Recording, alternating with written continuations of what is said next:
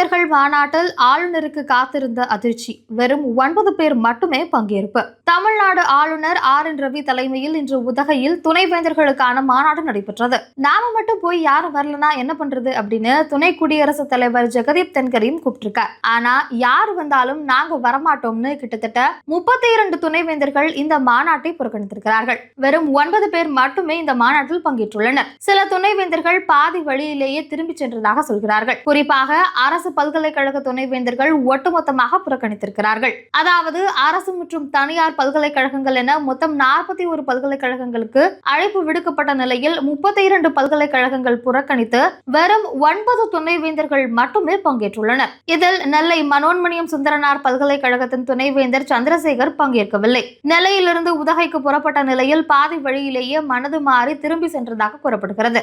இதேபோல் மதுரை காமராஜர் பல்கலைக்கழக பதிவாளர் மாநாட்டில் கலந்து கொள்ளவில்லை. மேலும் கோவை வேளாண் பல்கலைக்கழக பொறுப்பு துணைவேந்தரும் இந்த மாநாட்டை புறக்கணித்துள்ளார். உச்சநீதிமன்ற தீர்ப்பையே கடுமையாக விமர்சித்த துணை குடியரசுத் தலைவர் ஜெகதீப் தன்கரை இந்த மாநாட்டிற்கு தலைமை தாங்க அழைத்ததிலிருந்தே தமிழ்நாடு அரசுக்கு எதிராக செயல்பட வேண்டும் என்றே ஆளுநர் RN ரவி இந்த மாநாட்டை கூட்டியிருக்கிறார் என்கிறார்கள் கல்வியாளர்கள். 32 துணைவேந்தர்கள் புறக்கணித்திருக்கும் இந்த மாநாட்டை நடத்துவதற்காக ஊட்டி மலையேறியிருக்கும் ஆளுநர் ரவியை தமிழ்நாட்டை விட்டு வெளியேறும்படி திராவிட தமிழர் கட்சி சார்பில் போராட்டமும் நடைபெற்று வருகிறது.